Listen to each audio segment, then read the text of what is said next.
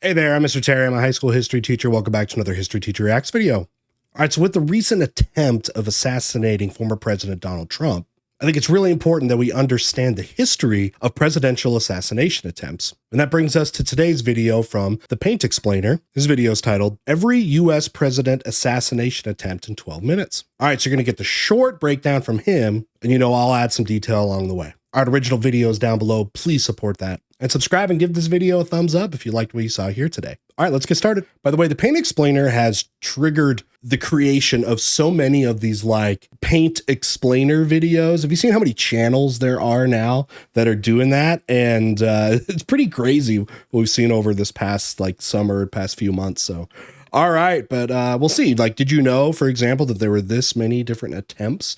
And there are more out there. Like already I can see that they don't have like George W. Bush. And some of these have been so minor of attempts, or at least about how close they got, that they don't go, don't get talked about very much. But these have happened actually quite a bit. If you were able to go through the Secret Service and ask them, like, how many credible threats have you actually intervened on, you would see a lot more of this, including ones that were attempted when they go overseas to other countries. So this is probably one, just looking at them, that like at least like they were extremely close. I mean, we'll see what they do here, but just looking at the list and what I've learned from history. Abraham Lincoln. In the summer of 1864, the Civil War was still raging, and President Lincoln was running for re-election. He faced considerable opposition and threats from Confederate sympathizers and others who were unhappy with his leadership and the ongoing war. On August 23, 1864, Lincoln was traveling from Washington, D.C. to the Soldiers' Home, a retreat located about 3 miles from the White House, where he often stayed during the summer months to escape the heat and pressures of the Capitol. The journey to and from the Soldiers' Home was considered risky due to the isolated and wooded nature of the area.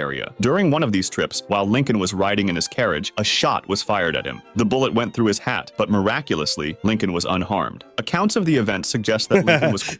See, this is why they wore those big hats. You thought those hats, the big old huge hats, were, just for style? No. It's to throw off potential assassins, because they're like, all I got to do is shoot the hat, right? His head's going to be in there. No, those things are huge. I don't think I've heard this story, by the way. Quite calm and nonchalant about the incident, reportedly saying that it was not his time to die. The incident was investigated, but the shooter was never identified. It was suspected that Confederate sympathizers or other individuals opposed to Lincoln might have been responsible. Abraham... Okay, so he had plenty of enemies, the whole South coming after him. Is there any way that could have been John Wilkes Booth getting his first run in? I don't know, because John Wilkes Booth ends up getting killed in a shootout. Didn't get to like interrogate him and to see if there was other attempts. Should I add my little bit of conspiracy? I don't know if that's very conspiratorial, but okay. I think as a president, you have to be mentally prepared for this, because if you're not, you probably don't understand how big of a threat you are and how good of a person you think you are. Like, you're going to have enemies, whether domestic or foreign. It's like something you've got to be able to bounce back from. You saw that with Trump right now. Like, he went literally golf the next day. He's right back at it. Like, seems to me no PTSD or anything happening. All right, we go. Lincoln too. On the evening of April 14, 1865, President Abraham Lincoln was attending a play at Ford's Theater in Washington, D.C. The play was Our American Cousin, and Lincoln was in a particularly good mood, as the Civil War had just ended a few days earlier with the surrender of Confederate General Robert E. Lee. John Wilkes Booth, a famous actor and Confederate sympathizer, had been plotting against Lincoln for some time. Initially, Booth had planned to kidnap Lincoln, but after the war's conclusion, he decided to assassinate him instead. Booth and his co-conspirators planned to kill several top government officials to destabilize the Union government. Booth himself took on the task of killing Lincoln. During the play, Booth slipped into Lincoln's private box and shot him in the back of the head with a small pistol. After firing the fatal shot, Booth leapt from the box to the stage, injuring his leg in the process, and escaped the theater, shouting, "Sic semper tyrannis," which means thus always to tyrants in Latin. Lincoln was carried across the street to a boarding house, where doctors attended to him through the night, but his wound was mortal. He died the next morning at 7:22 a.m. on April 15, 1865. Booth fled Washington, D.C., and was pursued by Union soldiers. After 12 days, he was found hiding in a barn in Virginia. The barn was set on fire to flush him out, and he was shot and killed by Sergeant Boston Corbett. Did you have to draw the gun like that? James Abram Garfield. All right, I don't think we need to talk much more about that. We know about the Lincoln assassination, but yeah, a lot of people don't know that there was an attempt for that whole night of pretty much his cabinet and close calls all around. So look into that a little bit more but yeah, much bigger than just Wilkes Booth. He was not a lone wolf in this. All right, let's get to the more obscure ones. Yeah, let's get to Garfield.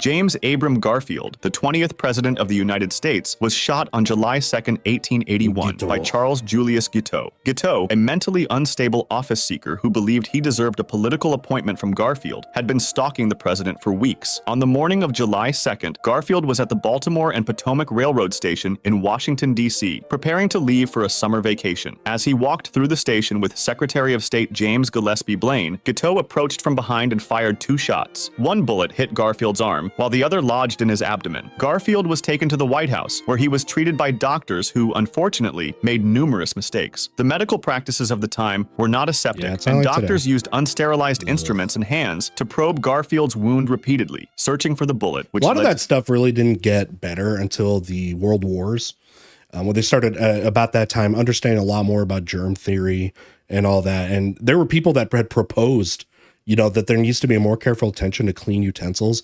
And a lot of those people were kind of laughed off by like the medical community. It's really sad, actually. We could have figured this stuff out way sooner. Severe infections. Garfield's condition worsened over the summer as he endured intense pain and high fevers. Despite various attempts to improve his health, including moving him to the seaside in New Jersey, he did not recover. After 79 days of suffering, Garfield succumbed to his injuries and the ensuing infections on September 19th, 1881. That's like where you wonder if like, you'd be better off just dying instantly. If you have to live another 3 months of pain, like, Guiteau was immediately arrested after the shooting. He was tried for murder, and despite his claims of insanity, he was found guilty and executed by hanging on June 30th, 1882. William McKinley. Old hanging, man. Okay, so Garfield is, I'll see if I remember when I like to link familiar videos at the end here, those end tiles. I learned about that from, I think it was Salmonella. Didn't he do a video on the Garfield attempt? And yeah, that guy was kind of nuts. I don't think there was that strong of a relationship between Guiteau and Garfield. But as we know, a lot of people will promise things to people for political support. So, you know, promising cabinet positions, which is against the law. You cannot, for example, promise a position to a candidate, or a candidate cannot promise a position to somebody for an endorsement. For example, a lot of people wonder why that doesn't happen as much with like presidents, where they don't appoint one of the people that ran against them, because that can get into a lot of red tape, gray area about that, about, you know, that they got that endorsement because they were going to get a job. They usually pick somebody that's not in that race. I mean, it does depend though. Like with Kamala Harris, she actually did run against Biden in that first election, but she was so far down the list actually for people, for candidates. But it does happen, but a lot of times they will pick somebody else. That could be one way to not get those accusations. All right, McKinley. Here we go. On September 6th, 1901, if you were a labor McKinley union was attending person, the Pan American Exposition in Buffalo, New York. While at the Temple of Music, McKinley was greeting the public during a reception. Leon Czolgosz, an anarchist who believed that the government was oppressive and unjust, approached McKinley with a concealed pistol. Pretending to be in line to shake hands with the president, Czolgosz fired 2 shots at close range. One bullet grazed McKinley, while the other penetrated his abdomen. McKinley initially seemed to be recovering after being taken to the hospital. Surgeons operated on him but could not find the second bullet.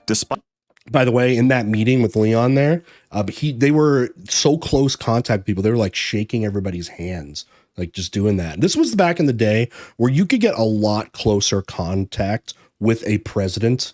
It was easier to even do something like get an appointment to meet with them. It was a lot more open back in those days. You could never do the things that he was doing now without vetting all of these people and that sort of thing. Now, McKinley, remember, he was the guy that was really supported by big business at this time. And this election here, 1900, is going to be one of the most, if not the most, per capita spending campaigns that presidents ever had.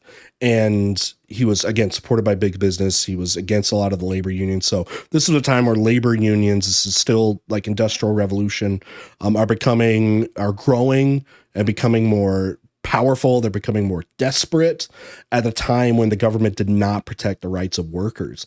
And those type of people were very much candidates to be somebody to hate a president like McKinley, like he was.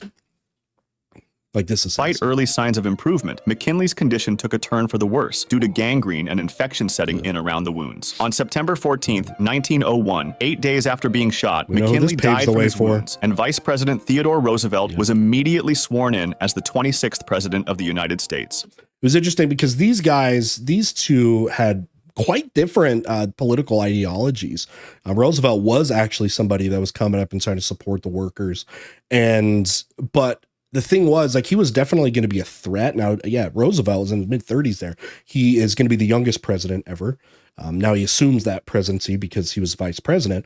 But back in those days, a way that you could actually really destroy an opponent for being a future threat was to make him vice president. Back in those days, vice president is where a lot of political careers died. And they kind of hoped that would happen with Roosevelt, and it actually did the opposite because now, boom, he is the man in charge and is going to have a lot of different parts of his platform. Leon Czolgosz was quickly apprehended at the scene of the crime. He confessed to the assassination, expressing no remorse for his actions. Czolgosz was tried and convicted of murder. He was executed in the electric chair on October 29th, 1901. John Fitzgerald Kennedy. That early, huh? On November 22nd, 1963, President John Kennedy was assassinated in Dallas, Texas. He was there for a political trip to smooth over frictions in the Democratic Party before the 1964 presidential campaign. Remember, this is why this was such an important time for the political parties at this time were in identity crisis, both Republicans, Democrats. This is the time that people call about like the party switch, where the geography of how people were voting was starting to switch, where the South was now kind of in the midst of appealing more to the Republican Party, and vice versa, North and South kind of shift their political alliances. And Dallas and Texas being one of those places. It's why Kennedy, by the way, brought LBJ aboard, because he was a Democrat from Texas and was hoping to get that fraction of the vote. So yeah, Texas being more of a complicated state than it is now for their political affiliations. Now it's very cut and dry. Kennedy was riding in a motorcade through Dealey Plaza with his wife Jacqueline, Texas Governor John Connally, and Connally's wife Nellie. At 12:30 p.m., as the motorcade passed the Texas School Book Depository, shots rang out. Kennedy was struck by 2 bullets, one in the back and one in the head. Governor Connally was also wounded. Kennedy was rushed to Parkland Memorial Hospital, where doctors tried to save him. However, the wounds were fatal, and Kennedy was pronounced dead at 1 p.m. The nation was plunged into shock and mourning. Shortly after the assassination, Lee Harvey Oswald, a former Marine and defector to the Soviet Union, was arrested for the murder of a Dallas police officer, J.D. Tippit. Later, he was charged with the assassination of President Kennedy. Oswald denied the charges, claiming he was a patsy. The Warren Commission was established by President Lyndon Johnson to investigate the assassination. In 1964, it concluded that Oswald acted alone in killing Kennedy. Now you notice with this, a lot of these guys are proud of what they did. Like, they're very much like, yeah, I did it, and I would do it again, and here are my motives, and there's like a background for it. These guys like to take pride in that. A lot of them know doing that as well, they're going to probably give up their own life because they're going to be tracked down. And that's what also added to the conspiracy with this. But you got to go into Oswald's background, and he had a very complicated history of being somebody, like, he was from the military, and then he like becomes this like communist sympathizer and goes to the Soviet Union, and then said he kind of fell out of love with communism and returns to the United States. But then it's like Kennedy, it's like he was dealing with the communists, and there were like actual progression being made with thawing out the Cold War, because after this we had Cuban Missile Crisis, things are starting to get better. So it was like super complicated to understand his motives for how much in his life he flip-flopped on political issues, and all of that inconsistency has added so much to the conspiracy there. Despite this, numerous conspiracy theories have persisted, suggesting involvement by various groups, including the Mafia, the CIA, the FBI, anti-Castro Cubans, and even elements within the U.S. government. Ronald Reagan. Some of it goes deeper, like LBJ does it and all of that. Now, what adds to the conspiracy too is he was never able to be put on trial. While being moved from captivity from one place to another place, he was then killed by Jack Ruby, Dallas nightclub owner that shot him. And he said it was because he didn't want his wife Jackie to have to go through like having to testify and go through all of this like trauma that could come from that, and like he's guilty, so let's just get rid of it now and not have to go through the judicial process. But then that made it crazy too, because like, is he influenced by the mob? And oh my gosh, it goes on forever and ever and ever. All right, Reagan, this one is very interesting because we talked about political motives for like all of these guys. This guy was a different story. Let's see what he says. On March 30th, 1981, President Ronald Reagan was shot while leaving the Hilton Hotel in Washington, D.C. The Secret Service agents acted quickly, shoving the president to his limousine, and so only one of the bullets fired from the .22 caliber revolver hit Reagan. As the president was hit under his left armpit, his wound was only noted after he started coughing up blood. With the bullet lodged just an inch away from his heart, the president's wound was life-threatening, and Reagan would stay 12 days in the George Washington University Hospital. His shooter was John Hinckley Jr., who had developed a paranoid infatuation with then-child actress Jodie Foster after having watched the film Taxi Driver. After his attempts to contact Foster proved fruitless, like Hinckley came to believe that the only way she would notice him was through the assassination of a president. Hinckley thus began to stalk President Jimmy Carter. Although he had gotten close to Carter, he changed his target to the new president shortly after his inauguration. After firing 6 bullets, Hinckley was put to the ground and was ultimately found not guilty by reason of insanity. So you had like, okay, he remained in institutional psychiatric care until 2016. Theodore Roosevelt. Okay, so that's why I set this up the way I did. You had all these political motivations. Now you have one that's just a weird stalker guy with no political motivations. He didn't care if it was Carter. He didn't care if it was Reagan. He's like, I want this super underage teenage actress. He's this, the word for being attracted to the younger people like that. And that somehow that would like get her to notice him. Like she was going to be like, oh my gosh, I love that this guy did this. I'm going to go and reach out to him or something. Just pure crazy behavior there. Oh my gosh.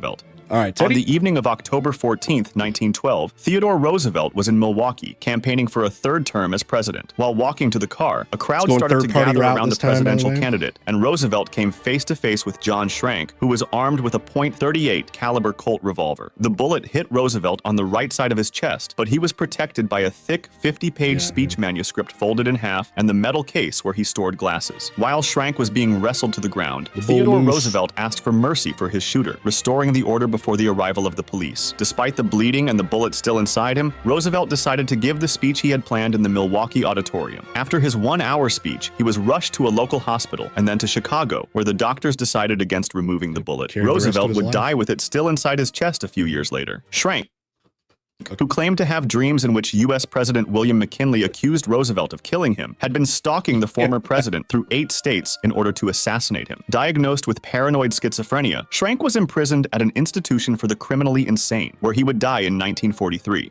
Andrew Jackson. This is another weird one where, okay, I guess there was political motives, but the dude thought that McKinley's ghost, like he was talking to him, that he needed to avenge the death by assassinating Teddy Roosevelt. He'd been visited. So yeah, he's obviously got some schizophrenia going on there.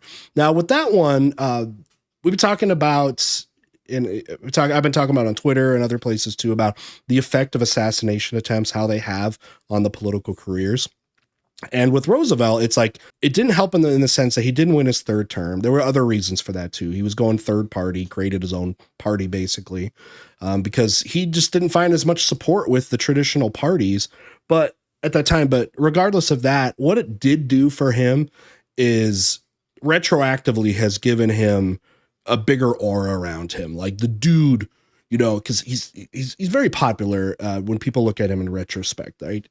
And that it's like he was this mountain man, basically, even though he's born in New York, and he was so tough and overcame all these obstacles. But yeah, the dude got shot and then still gave a speech and carried on the rest of his life and didn't even want to seek charges against the guy. The guy, like, he didn't really care. He's like, no, let him be, whatever. And it just it gave him that Chad persona. That's like the biggest effect I think of this. All right, Jackson, this one is super funny.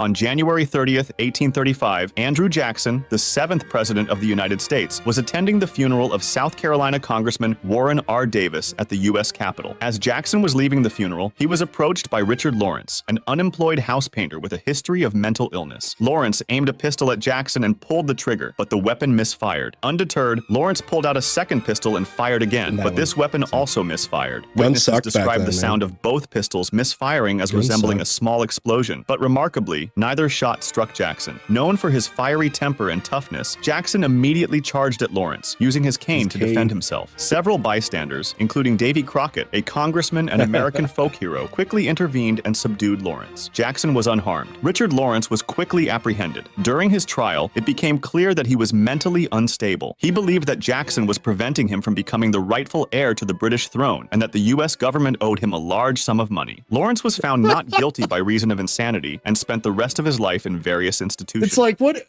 if you have to like rate these assassins? It's like you don't want to respect any of them, right? But it's like these guys that had like real political motivations. They're like, yeah, I'm doing this for the workers, you know what I mean? Or but then there's just the crazy guys. And the last one we've been looking at, you've been seen by a ghost. You're trying to impress a teenager, and then this one is like, I should have been the king of England, like. These are just like funny, and I don't know how you think about these assassins, but all these different categories of them. These ones make for funny stories, I guess. You just don't want them to be successful in it, but like, oh my gosh. And that does seem to be the thing. Like the ones that are successful are the ones that maybe were, I don't want to call them sound of mind, but they had more political purpose. They had an objective that has to do with politics. But then there's these idiots that keep failing at it that have the much stranger motivations. Franklin Delano Roosevelt. On February 15, 1933, an assassination attempt was made on President-elect Franklin Delano Roosevelt in Miami, Florida. Roosevelt was giving a speech from the back of a car to a crowd when an Italian immigrant named Giuseppe Zangara fired several shots at him. Although Zangara missed Roosevelt, he struck several others, wounding 4 people, including Chicago Mayor Anton Cermak. Cermak later died from his injuries. Zangara was quickly apprehended and later executed in the electric chair. Harry Truman. On November 1st, 1950, an assassination attempt was made on President Harry Truman at the Blair House in Washington, D.C., where he was staying while the White House was undergoing renovations. 2 Puerto Rican nationalists, Oscar Collazo and Griselio Torresola, launched the attack in an effort to draw attention to their cause for independence. Collazo and Torresola approached the residence with firearms and began firing. Torresola shot a guard and managed to get into the grounds, while Collazo was apprehended after being shot in the leg. The attempt was neutralized, and Truman was unharmed. Both assailants were captured, and Torresola was sentenced to death, while Collazo received a life sentence. Gerald. So this is where the decision to use assassination attempts to achieve political goals very rarely do that. Unless you think somehow the person that's going to replace them is going to be more sympathetic to your cause, then okay, whatever. But it's not like with this happening that all of a sudden Puerto Rico would get its independence. Right. And there are a bunch of cases to this day about Puerto Rico, whether it's getting independence as its own country, but also to become an actual state. That would actually be far more likely. And I believe referendums by the people they get that statehood. The big problem that the United States has, they don't feel like there's a lot of motivation to give Puerto Rico its independence because the Americans, we've been able to like have their cake and eat it too, where it's like, okay, you can tax them because they'll get taxed, but they don't vote. And so it's kind of bad for Puerto Ricans to be in the situation that they are. But there you actually have like a political motivation, unlike the other weirdos that were doing stuff there. But again, it's like, what would this actually accomplish? It wouldn't happen like that. Something that just came to my mind about if you're trying to do an assassination to promote a regime change or something that ends up backfiring, would be something like the assassination of Franz Ferdinand, right? That started World War I, where he was in line for the throne of the Austro-Hungarian Empire. Now his uncle, Franz Joseph, he was a hardliner against the Bosnian Serbian cause. But actually, Franz Ferdinand was actually a lot more sympathetic to his cause. So assassinating him actually had the backward effect there, where I guess in some way, if you wanted to have more success, if you went after Franz Joseph and Franz Ferdinand becomes the leader, then maybe you could have had something could change to help the plight of Bosnian Serbs.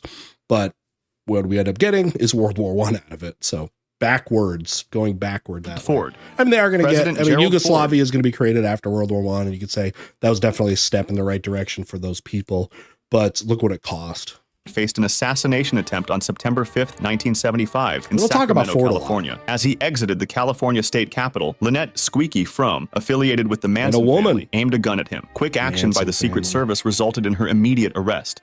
Gerald Ford, too. Now, Marilyn Manson.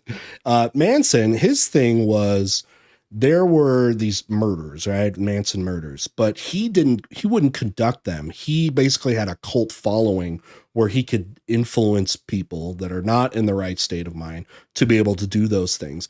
But they still pinned him with murders, even though his thing was like, I didn't actually do the killing of this. He would get other people to do this kind of stuff. So, all right. And Ford wasn't president. He was president, but also assumed presidency through the weird ladder that it takes to replace a exiting president, with Nixon, who came out, and because he wasn't a vice president either. So he kind of made his way to the top. But yeah, somebody that wouldn't have had a lot of background to him you would think for politicians to be targets of assassination, but nevertheless. Just a few weeks after the first attempt, President Gerald Ford was again targeted on September 22nd, 1975. This time, Sarah Jane Moore tried to shoot him as he left a speaking engagement in San Francisco. Ford escaped unharmed once more, with Hinckley being swiftly detained by law enforcement. Bill Clinton. Interesting that he had on October 29th, 1994, President Bill Clinton faced an assassination attempt when Francisco Martin Duran fired multiple shots at the White House from a nearby street. Clinton was inside at the time. Duran was quickly subdued and later received a 40-year prison sentence for the attack.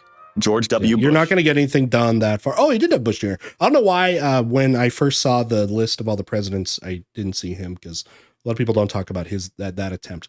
What a lot of people talk about right now. So with the Trump stuff, most people are, they say, are referring to like the last time this happened was with Reagan. And because it was much closer of an attempt than what's going to happen with these guys. But yeah, people forget that basically it's like almost every president has some attempt of some severity. During a visit to Tbilisi, Georgia on May 10, 2005, President George W. Bush was the target of an assassination attempt. An assailant named Vladimir Arutyunian attempted to throw a grenade at Bush while he was giving a speech, but it failed to detonate. The attacker was arrested soon after, and Bush remained uninjured. Barack Obama. In November 2011, 21-year-old Oscar Ramiro Ortega Hernandez attempted to assassinate President Barack Obama by firing shots at the White House from a nearby location. Believing he was targeting the president, Ortega's actions raised significant security alarms. So the ones you're going to get, like you're saying, the only one they've said thus far that has been, like a foreign attempt, because those happen, or at least attempts, you'll see more. And it's usually in response to American foreign policy, being involved in the political affairs and involved militarily with so many countries. So you'll see a lot more of these, attempted in other countries. They just don't get talked about very much. Anyway, back to He was apprehended shortly after the incident and later sentenced to prison. Donald Trump. On June 16, 2016, an assassination attempt was made on then-presidential candidate Donald Trump at a rally in Las Vegas, Nevada. A British national named Michael Stephen Sanford attempted to seize a police officer's gun with the intent to shoot Trump. Sanford approached the officer under the pretense of seeking an autograph before attempting to grab the weapon. Sanford was quickly subdued by law enforcement officers on the scene, and Trump continued with his rally without incident. Sanford later admitted to the plot, stating that he had been planning the assassination for about a year and had traveled to Las Vegas specifically for this purpose. Donald Trump, too. Yeah, so they're going to get to that one, too. So, they actually brought one up of when they weren't president. Now, if we were going to do a video of candidates for presidents, then you have a bunch more. You can get into RFK and others. But, that would be another one. I don't think I had heard of that one. All right, is this one the one from just recent? On July 13th, 2024, when presidential candidate and former President Donald Trump was at a campaign rally, he was hit on the ear by a gunshot fired by Thomas Matthew Crooks, a 20-year-old man from Pennsylvania. One civilian was also killed, while 2 others were critically injured. The shooter was quickly neutralized by a Secret Service agent. This was the first time a presidential candidate was injured, as well as a former president in over 40 years. If you want to discuss this video or suggest an idea for the next one, join my Discord. Is that right for candidates? And again, does it just come down to severity of that?